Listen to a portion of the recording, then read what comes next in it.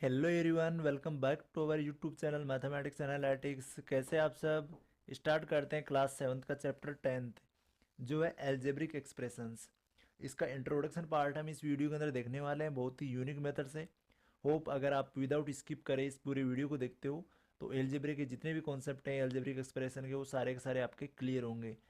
तो वीडियो को पूरा देखें, लाइक करें, कमेंट करें और शेयर करना ना भूलें। तो करते हैं हम इस वीडियो को start. How are expression formed. अब ये जो एल्जेब्रिक एक्सप्रेशंस है ये बनती कैसे कैसे फॉर्म्ड होती है। तो एक तो होता है इसके अंदर एक वेरिएबल। वेरिएबल क्या होता है, a variable can take various values, its value is not fixed. Variable क्या होता है, इसकी कोई भी वैल्यू हो सकती है, इसकी कोई भी वैल्यू फिक्स नहीं होती है, हम इसकी फर्दर वैल्यू चेंज भी कर सकते हैं। जैसे मान लो एक एक्सप्रेशन हमने लिया 5x+3 लिया, तो यहाँ पे x की जो वैल्यू है ना वो हम कुछ भी ले सकते हैं। अब इस पूरी जो एल्जेब्रिक एक्सप्रेशन के अंदर जो वेरिएबल है ना वो वेरिएबल क्या है, x है। और अगर इस 5 के साथ में कोई भी सिंबल अगर ऐड हो गया तो पूरा 5x क्या बन गया, एक वेरिएबल बन गया। तो इसकी वैल्यू क्या नहीं होगी, फिक्स नहीं होगी, हम इसकी वेरियस वैल्यू ले सकते हैं। क्योंकि अगर यहाँ पे जैसे एग्जाम्पल हम लें 5 एज इट इज रहेगा और x की वैल्यू जैसे हम अज्यूम कर लेते हैं 1 अज्यूम कर लेते हैं और प्लस में 3 कर लेते हैं। तो यहाँ पे 5 को 1 से मल्टीप्लाई करेंगे तो 5 वन जा 5 ही रहेगा और प्लस में आगे ऐड कर देंगे 3 तो कितना हो जाएगा, 8 हो जाएगा। अब इसी सेम अक्स की वैल्यू हम क्या ले सकते हैं, यहाँ पे 2 भी ले सकते हैं। तो अगर 5 को हम 2 से मल्टीप्लाई करें, जैसे यहाँ पे हमने 1 पुट किया एक्स की जगह, अगर यहाँ पे हम इसकी वैल्यू ले लेते हैं 2, तो 5 मल्टीप्लाई बाई 2 करेंगे और फिर उसमें 3 ऐड कर देंगे। तो यहाँ 5 टू जा कितना हो जाएगा, 10 हो जाएगा और उसमें 3 ऐड कर देंगे तो कितना हो जाएगा, 13 हो जाएगा। अब यहाँ सिंपली हम जो 2 लिया है तो यहाँ पे 3 भी ले सकते हैं, 4 भी ले सकते हैं। तो क्या होता है कि जो वेरिएबल होता है उसकी कोई भी फिक्स वैल्यू नहीं होती है, उसकी वैल्यू चेंज होती रहती है। और एक कांस्टेंट टर्म को हम देखें तो कांस्टेंट टर्म क्या होता है, इसकी फिक्स वैल्यू होती है। जैसे कि इसका एग्जांपल समझे हम 4 है, 100 है, जो भी हमारे पास नेगेटिव और पॉजिटिव नंबर्स होते हैं एल्जेब्रिक एक्सप्रेशन के अंदर, ओनली सिंगल नंबर जो होते हैं वो क्या होते हैं, कांस्टेंट टर्म होते हैं। जैसे 7x+5 एक क्या है, एल्जेब्रिक एक्सप्रेशन है, इसके अंदर जो 5 है वो क्या है, कांस्टेंट टर्म है, इसके साथ में कोई भी सिंबल नहीं लगा हुआ है तो इसको हम बोलेंगे कांस्टेंट टर्म। तो कांस्टेंट टर्म क्या होता है, इसकी फिक्स वैल्यू होती है, हम इसकी वैल्यू आगे कोई कन्वर्ट भी नहीं कर सकते, चेंज भी नहीं कर सकते, इसको हम फर्दर चेंज नहीं कर सकते, इसकी एकदम फिक्स वैल्यू होगी। जैसे कोई एग्जांपल और लेते हैं 3x-7। अब यहाँ भी ये -7 जो है ये क्या है, कांस्टेंट टर्म है।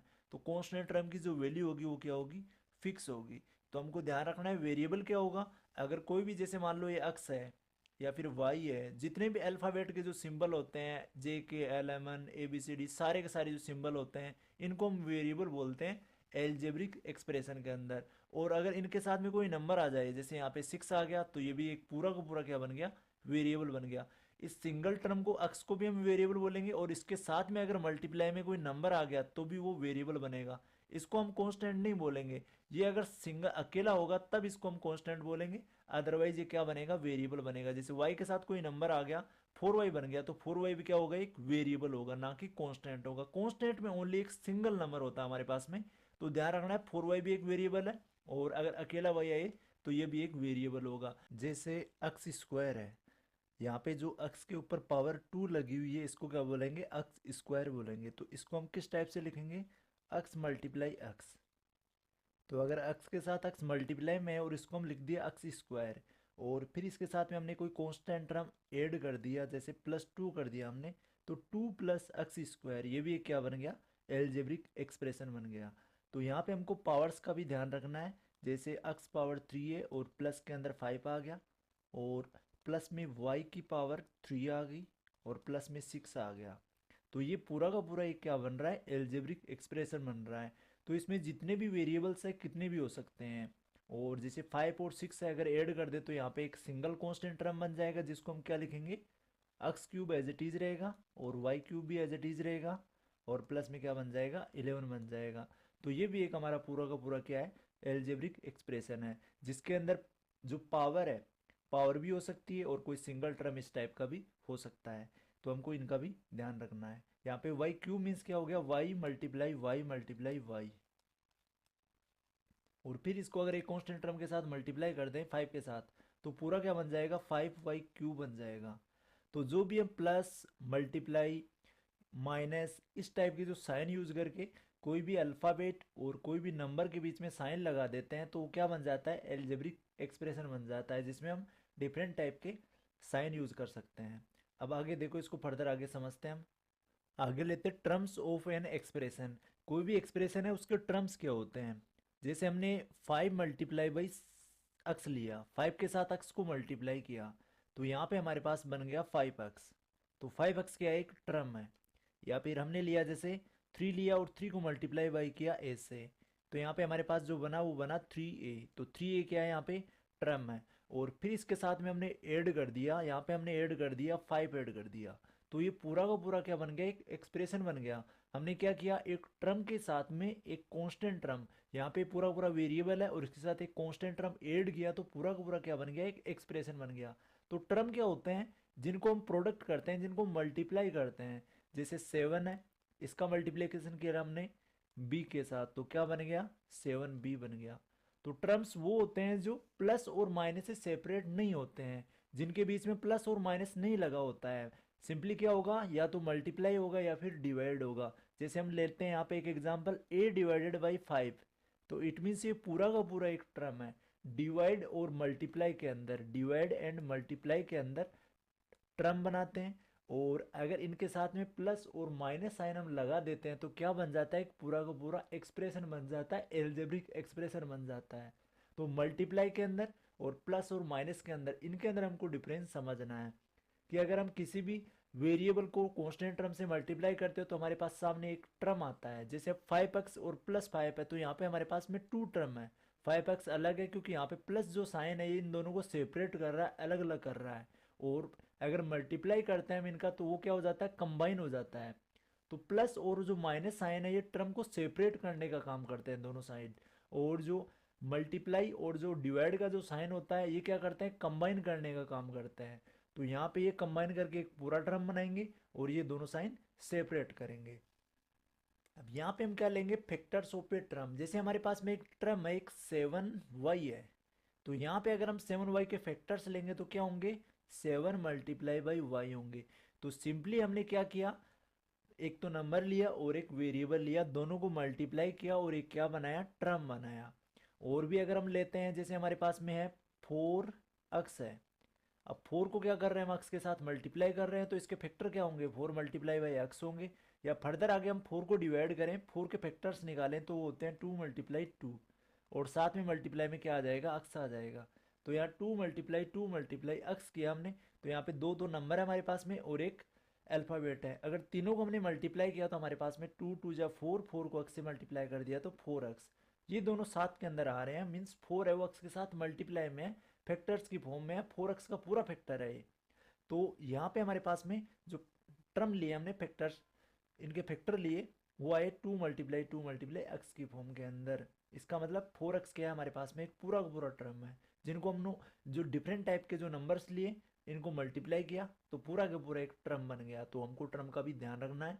और जैसे हमने 5 को किया डिवाइडेड बाई ए से किया, तो हमारे पास क्या लिखेंगे, हम 5 ÷ a लिखेंगे। तो यहाँ पे 5 ए से डिवाइड हो रहा है। अब इस टर्म के अगर फैक्टर लेंगे तो 5 के फैक्टर 5 रहेंगे और एक का फैक्टर ए ही रहेगा।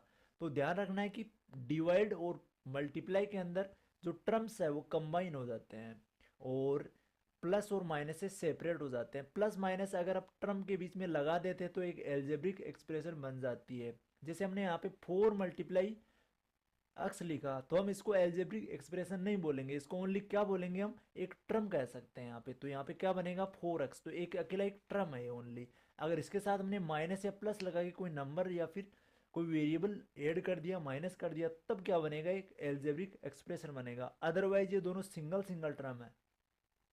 अगर हम इनको माइनस और प्लस साइन से अगर कंबाइन ना करें, सेपरेट ना करें दोनों टर्म को, तो क्या रहेंगे, अलग अलग टर्म ही रहेंगे। और अदरवाइज अगर प्लस और माइनस साइन यूज कर लिया हम, तो ये क्या बन जाएंगे, एल्जेब्रिक एक्सप्रेशन बन जाएंगे। तो ये एल्जेब्रिक एक्सप्रेशन और टर्म्स का हमको ध्यान रखना है। अगर सिंगल कोई भी नंबर मल्टीप्लाई होकर किसी अल्फ़ाबेट के साथ में आ रहा है तो वो एक टर्म बनेगा, और उसके साथ में अगर कहीं पे प्लस माइनस हमको लगा हुआ मिल रहा है और एक को टर्म आ रहा है, तो वहाँ पे एल्जेब्रिक एक्सप्रेशन बन जाएगा। नेक्स्ट हम देखते हैं द न्यूमेरिकल जो फैक्टर होता है is said to be the numerical coefficient और simply the coefficient of the term.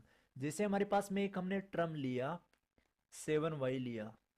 यहाँ पे अगर हम 7 को देखें तो 7 क्या है, एक न्यूमेरिकल फैक्टर है। यहाँ पे अगर इसके फैक्टर करें तो हम करेंगे 7 मल्टीप्लाई बाई वाई करेंगे। तो यहाँ पे जो इसका वेरिएबल जो y है, या फिर ये 7y एक जो टर्म है, तो इसका कोफिशिएंट हम किसको कहेंगे, 7 को कहेंगे। ये जो पूरा टर्म बन रहा है यहाँ पे 7y बन रहा है, तो यहाँ पे कोफिशिएंट ऑफ y क्या होगा, 7 होगा। तो कोफिशिएंट का हमको ध्यान रखना है। जैसे हम एक एल्जेब्रिक एक्सप्रेशन से इसको समझते हैं, हमने लिया a या फिर 4a स्क्वायर, 4a स्क्वायर ले लेते हैं और प्लस में इसके साथ में ले लेते हैं 7, 4a स्क्वायर प्लस में 7। तो ये हमारे पास में पूरा का पूरा एक क्या है, एल्जेब्रिक एक्सप्रेशन है।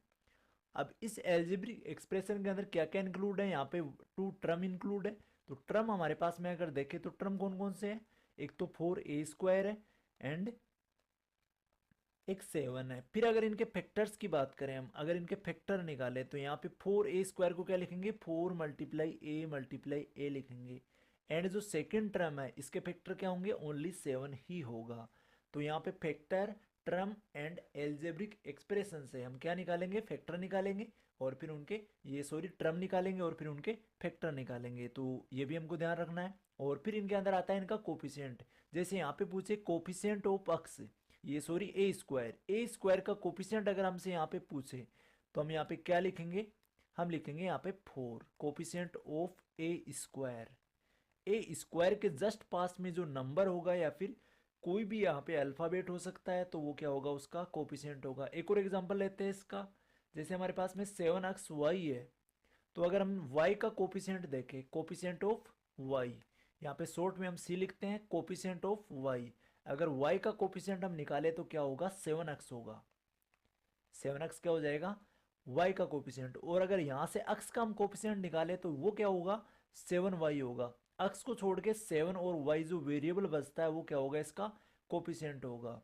और जो कांस्टेंट टर्म है इसका अगर हम कोफिशिएंट निकाले, जैसे यहाँ पे हमने लिखा है the numerical factor is said to be numerical coefficient.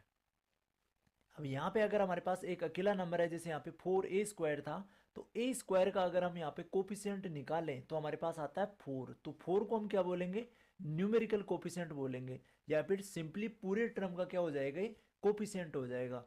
तो ये हमको सिंपली ध्यान रखना है। और कोफिशिएंट ओनली होता किसका है, जो हमारे पास में अल्फाबेट है या सिंबल है। यहाँ पे 7 का कोई कोफिशिएंट नहीं होगा, कोफिशिएंट ऑफ 7, क्योंकि ये तो एक खुद एक कांस्टेंट टर्म है, ये तो एक खुद न्यूमेरिकल कोफिशिएंट है। तो यहाँ पे इसका कोई जो है कोफिशिएंट नहीं होगा।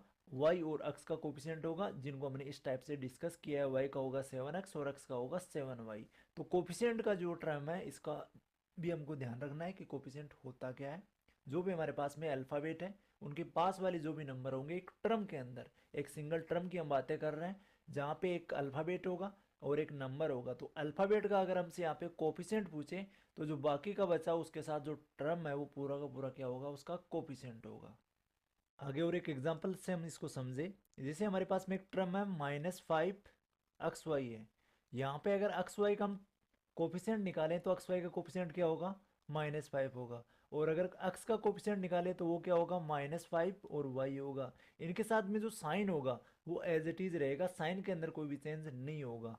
यहाँ पे हमको अकेला अगर एक्स वाई का कोफिशिएंट पूछे तो हम अकेला 5 नहीं कह सकते, क्योंकि यहाँ पे नेगेटिव का साइन है, ये इस पूरे टर्म के साथ में है, तो इस साइन में हमको यूज करना है।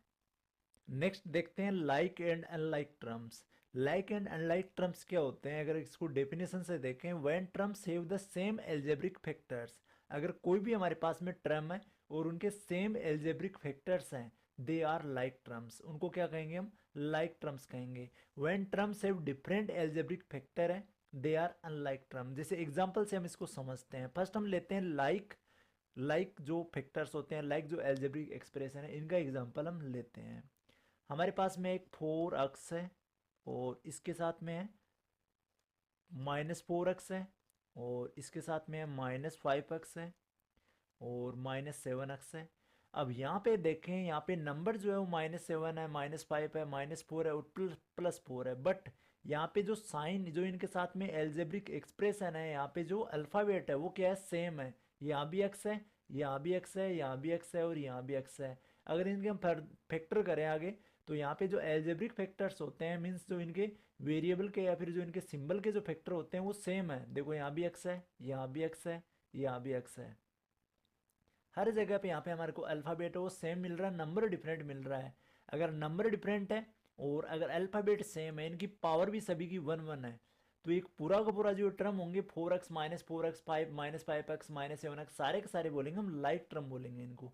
तो लाइक टर्म का कॉन्सेप्ट ध्यान में रखना है इसके। और अगर आगे एग्जांपल लें, फर्स्ट एग्जांपल लिया हमने, सेकंड एग्जांपल अगर इसका देखें, जैसे 5a² है और -5a² ले सकते हैं, 7a² ले सकते हैं, 2a² ले सकते हैं। बट यहाँ पे अगर 2a आ जाता है तो ये इसके साथ लाइक टर्म नहीं है, क्योंकि यहाँ पे पावर जो भी एक्सपोनेंट हमको गिवन है वो भी सेम होनी चाहिए और नीचे जो बेस है वो भी सेम होना चाहिए। तो यहाँ a² है, यहाँ भी a² है, यहाँ भी a² है, यहाँ भी a² है। नंबर क्या है, सभी के अंदर डिफरेंट है। यहाँ 5 प्लस का है, यहाँ पे माइनस का है, यहाँ 7 है, यहाँ पे 2 है।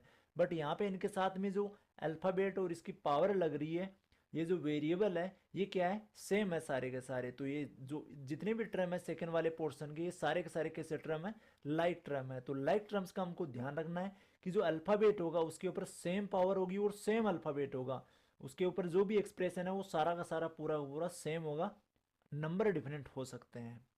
और अब देखते हैं हम अनलाइक का कुछ एग्जाम्पल देखते हैं। अनलाइक का अगर फर्स्ट एग्जाम्पल लें, जैसे 5a आ गया और एक आ गया 5a² आ गया, एक आ गया 7a³ आ गई। तो यहाँ पे बेस के अंदर a है, बट यहाँ पे अगर इसकी पावर देखें तो यहाँ तो 1 है, यहाँ 2 है, यहाँ 3 है। हर जगह पे यहाँ पे सेम नहीं है, तो ये किस टाइप के हो गए, अनलाइक टर्म हो गए।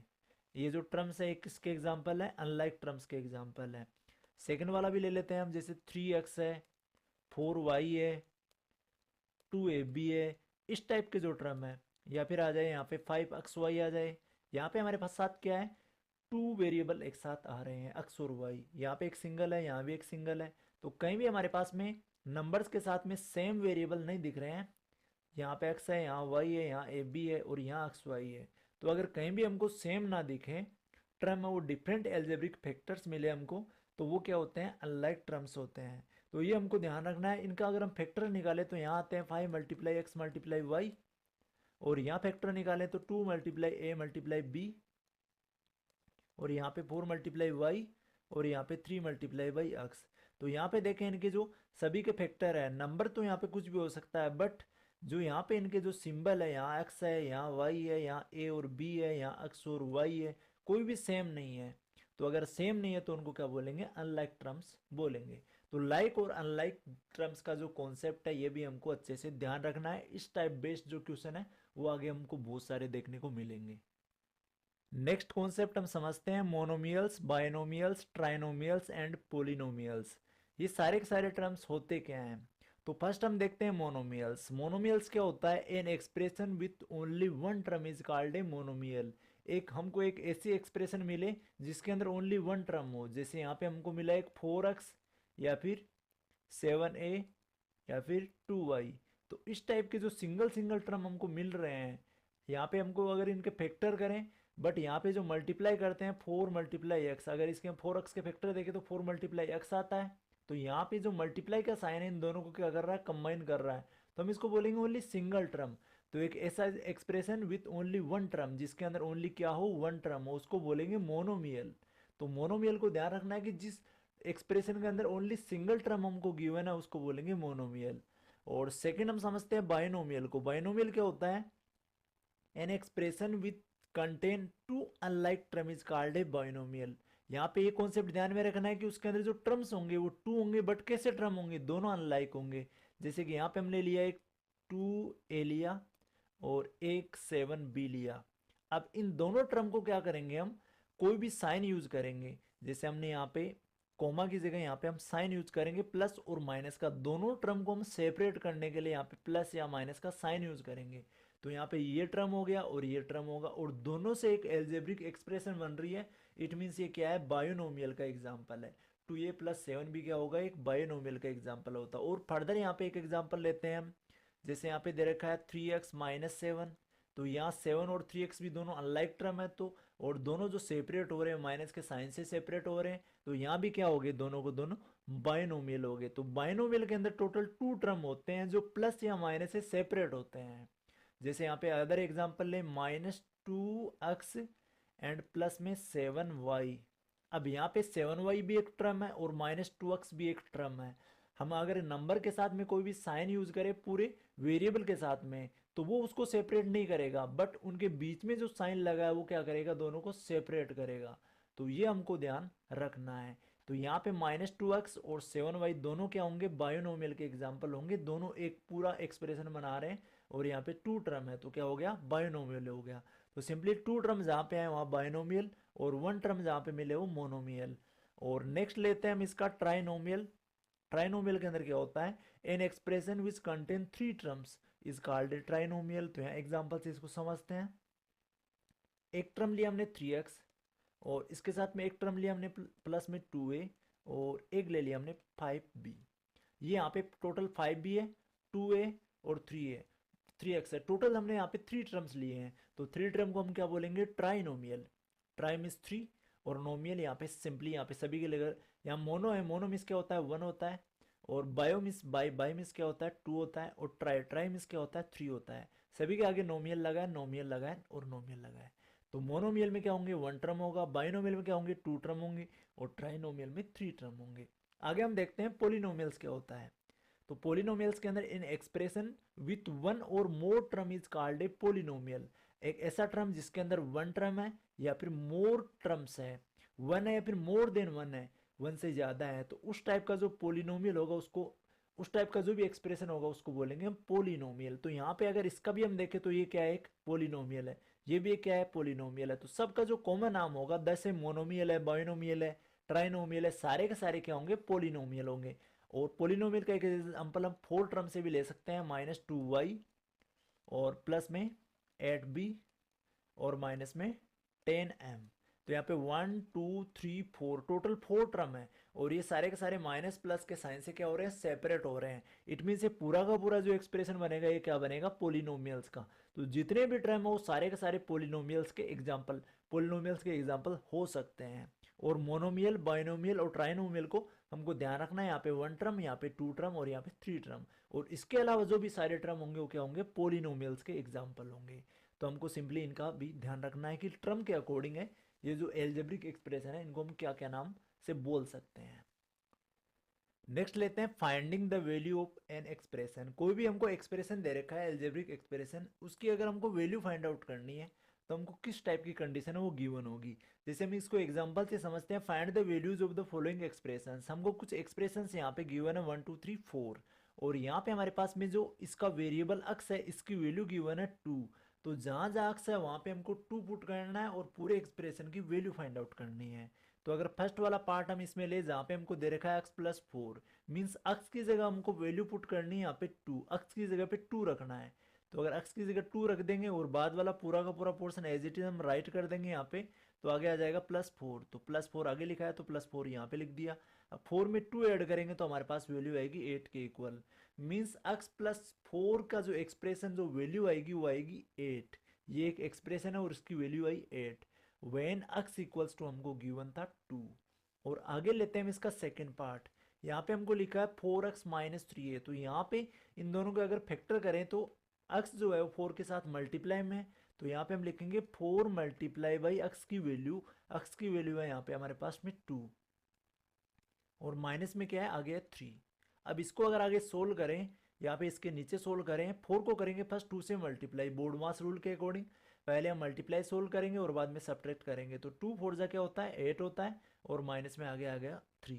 अब यहाँ पे 8 - 3 करेंगे तो हमारे पास वैल्यू बचेगी 5 के इक्वल। इट मीन्स 4x - 3 के अंदर अगर हम x की वैल्यू 2 पुट करें तो हमारे पास वैल्यू आती है 5 के इक्वल। आगे हम लेते हैं इसका थर्ड पार्ट। अब थर्ड पार्ट के अंदर क्या है, 19 - 5x² है। तो यहाँ भी सेम हम वैल्यू पुट करेंगे, 19 एज इट इज रहेगा और -5 भी एज इट इज रहेगा। यहाँ x² है तो x की जगह क्या पुट करेंगे, हम 2 करेंगे। तो x की जगह कर दिया हमने 2 पुट और उसके ऊपर क्या लगा है, 2 पावर 2 लगी है तो यहाँ भी पावर 2 लगा देंगे, 2 को बोलते हैं स्क्वायर।